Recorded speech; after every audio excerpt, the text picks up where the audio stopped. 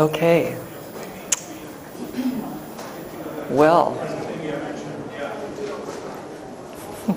I actually remember a few faces here from last year that you came and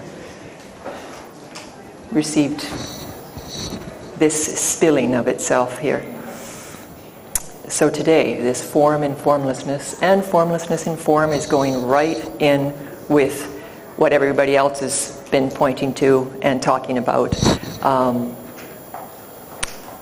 in how it is we show up here in each moment.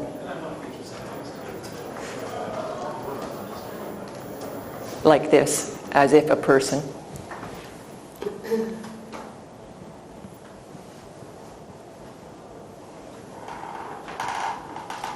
So this form in formlessness first is that which appears here.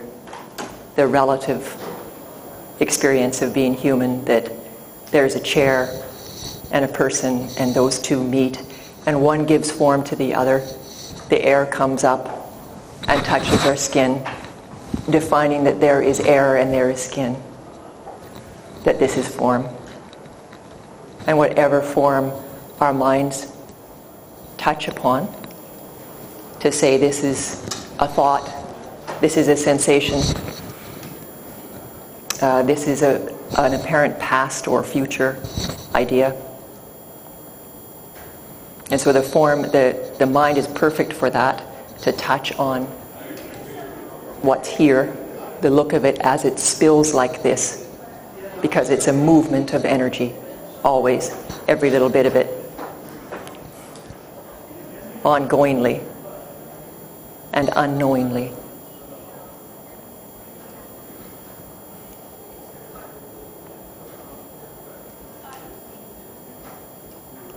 And the part that appears here, and I'm not going to say that there's anything wrong with what's going on, or identification, or not, and what's right. To me, all of it's really right. All of it's really perfect. All of it's spilling itself perfectly, perfectly, perfectly. And the only difference is that the mind would grab a hold of something and still hold it, instead of just having it touch in, to touch the form, because it already has, if you've perceived it to be, and then that's let go of. So it's the holding of form, or the attempt to hold it, that creates a difficulty, because the reality is formlessness, or the vastness, the absolute, the nothingness, is coming through us, as us, that's what we actually are. That this voice is right from the nothingness itself speaking, and the nothingness itself that appears like this in this moment hears that, receiving it, and it's this ongoing exchange, and we call that Tantra, this reception of its own self. But it's always been where everything's coming from. It's already that way. And all the invitation is to relax open to that which is already occurring like this, as a spilling of energies like this. And I like that Deepak is talking about last night, basically almost exactly what I'm talking about. But I like to point to the energetics of what's here when he's talking about how we're made up of more space. And the reality of that, the practicality of that, is that these atoms that appear here as either air, or as if there's a person or a scarf, or even a sensation, that they're in an atom. It's a nucleus with electrons buzzing about, and they're buzzing about so quickly around it that it seems to give form or shape. And the only thing about those electrons, they don't go in any repetitive dance or whizzing. However, they go an equal distance from the nucleus on either side. So they're spinning and spinning and going through, but they don't go past that. And that place that they don't go past is what looks like an edge. That's what they're going so fast, and so many of them, that it's actually vibrating, but that's what looks like the edge when there really isn't one, right? And that's just spinning in space. It's whizzing quickly in space. Isn't it? I mean, and even as I speak about this, maybe you can feel that. And all of it's made up of that, like is that which appears here as matter, as form, is this whizzing appearance, and it's spilling itself. It's always moving. Those electrons do not stop. And the whole thing is, I guess the dark matter, I didn't really know about that part, but I guess the dark matter is what keeps those atoms that are spinning themselves, or it's not really the atoms, it's the electrons.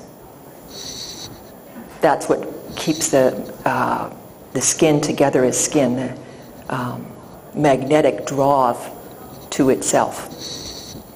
But I can't touch on that too much because I don't really know a lot about that, and maybe I don't know a lot about any of it except for the felt sense of what's here, like this, and the reception of what's here, like this, whether we're, and the fact that we get to be conscious of this and talk about it. That's really, if there's any appearance that somebody doesn't know something or doesn't feel themselves to be whole and alive and a spilling of the absolute like this,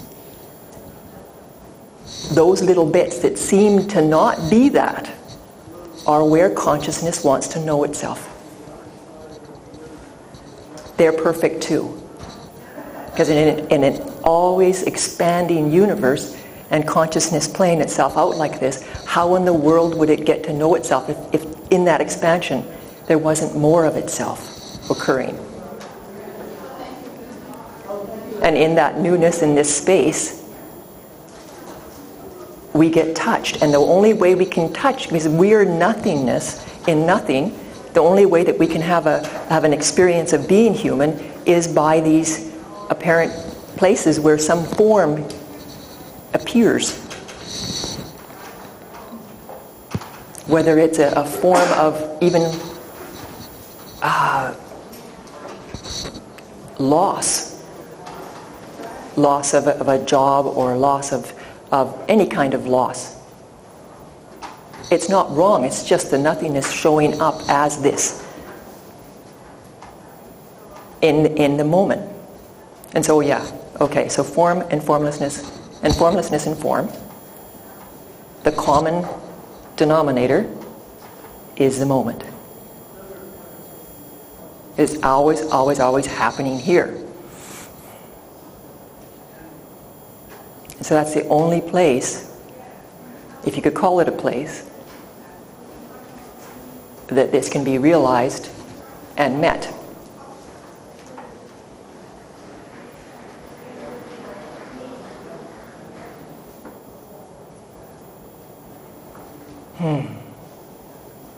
And I talk about loss as a part of what appears in any moment that often people don't really want to feel.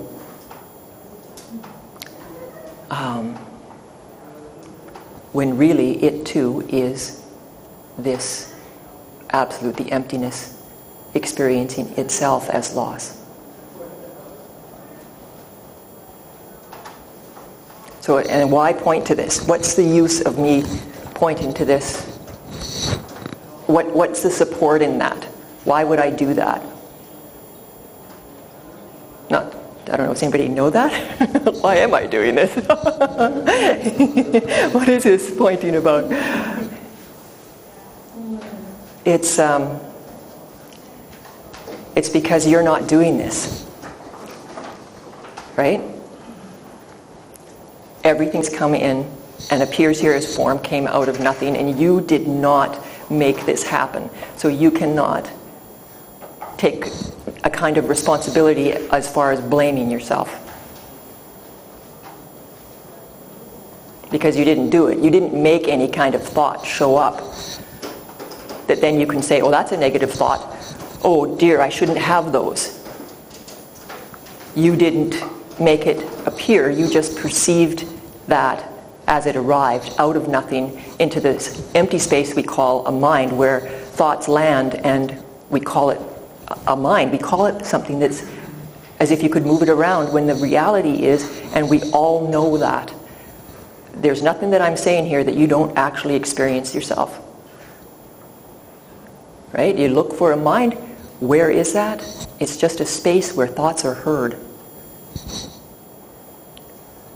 It's a space suspended here that kind of follows around what? You know, where is the edge? Is it really to this person? You know, it's this landing place of consciousness called here. That's the best we can do. And so it's relaxing open to this landing place here that's been given like this right now. No matter what it looks like, you didn't do it. All you can do is relax open to it.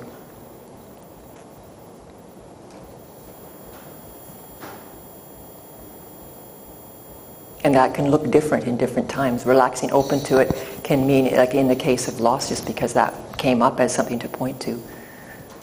It might be that in opening to, okay, yeah, I'm feeling some loss. There might be emotions under that, or some sort of energy that wants to move. And then when you relax open to that energy, and you're no longer holding it away as some sort of package you're not supposed to be feeling, and you open that up, and you let it move itself as it will itself when you're surrendered to this. That then is energy that is free to move itself within the system that we call you. And that's what embodiment is. It's not something that happens. It's a conscious allowing of whatever it is that's going on, because that you get to be conscious of it. So it'll keep on happening. It'll keep on happening. You can see that. There'll be patterns, and the same people will keep irritating in one spot, and it'll be like this one sore spot until you finally turn around and look at it from the energetic of okay, yeah, something's disturbed alive here. That person keeps triggering the same energy open in me. And that's the gift. So what would the nothingness or God or the emptiness, what's the point of that? And the only way is to hear the message is to open up the system and feel that. And let it reveal itself. You're not going to know from here what it is until it reveals itself, and you just surrender to that. And then in that surrendering, it has more space, and then it moves and dances with what's here, like you always have been. And then there's these wonderful little holding bits that are gifts. These are the gifts. They're packaged up with the holding.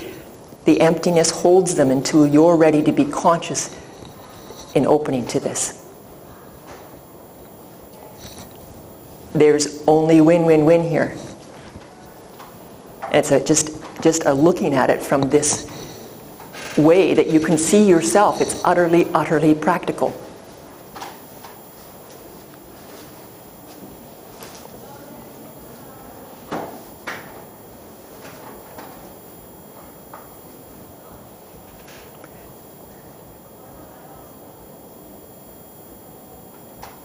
And so there's this book here, right? Some of you already have that book, I think. But it's a good example of formlessness coming into form.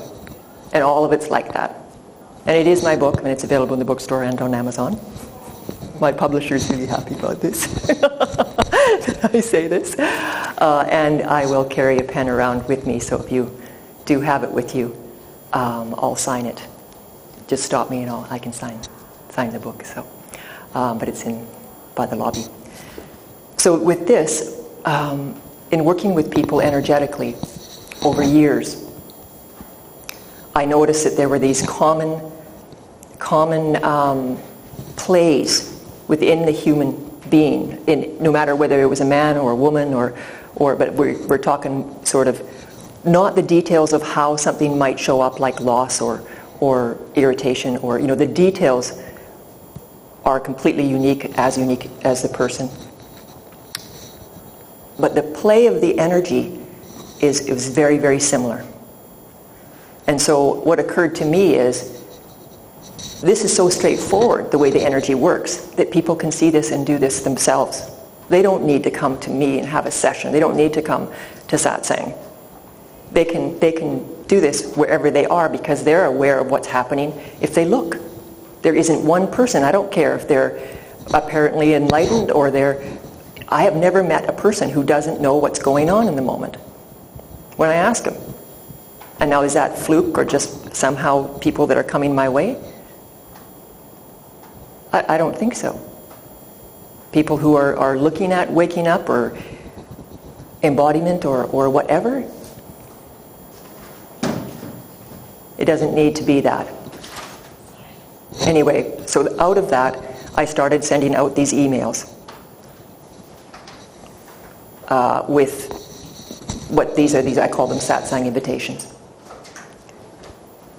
And so after doing that for like a few years, and just sending them out to people in a mailing list, then people started coming back and asking me to make them into a book, because they were referring back to them and they would like to have them packaged together in a book.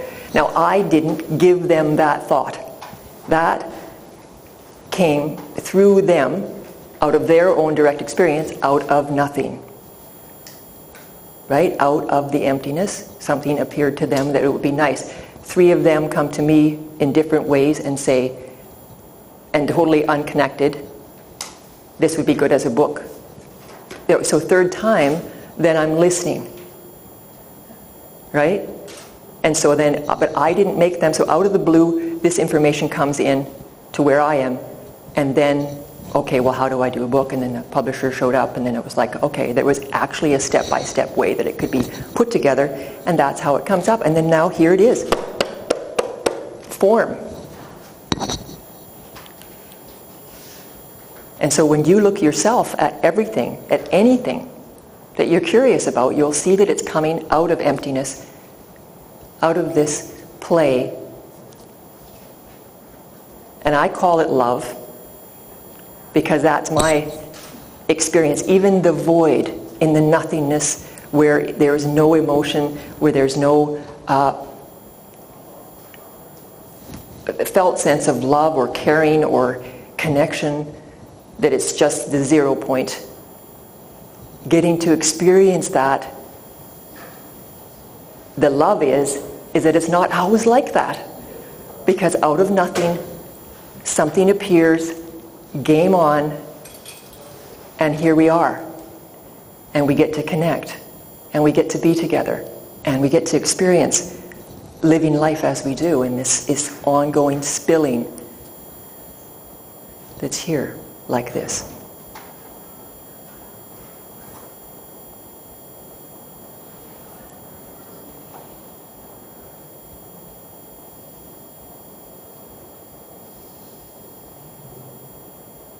Never the same.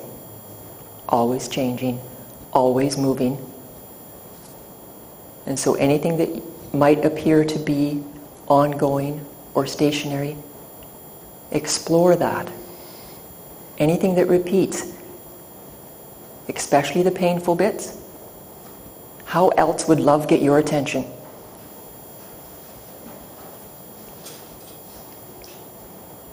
It's this repetition to turn around and go, oh, okay, what's this? And see whatever it is out there that might be bothering you. Something on the news. Trump, I mean, he's been a great, great example to use, right? I mean, and everybody feels all sorts of stuff. So there's this that appears on the outside, this fellow Trump, and what does that trigger alive inside of you? How does the energy move? Supporting your body so that you can relax, open like this in a chair, and you'll notice that the chair is 100% unconditionally supporting you right here, right now. You can even lie the body down and go, okay, what is the reflection of Trump inside myself? Because saying no to that gives Trump form and gives him energy to carry on. Saying that it's wrong over there gives him even more form and actually supports that form to continue. As it does, it empowers that. So in going like that, as soon as it's up there, letting this come in, letting this come in. All right, okay, what's happening here? And you receiving that which appears on the outside, letting it display itself on the inside, however it's rustled alive, the energies. And energy is a very neutral word. It might appear as anger, it might appear as sorrow, it might appear at the surface, it'll be packaged in some way. But remembering that it's energy makes it a little easier to open to. And just feel it. Let your body relax open. It's already in if you're perceiving it.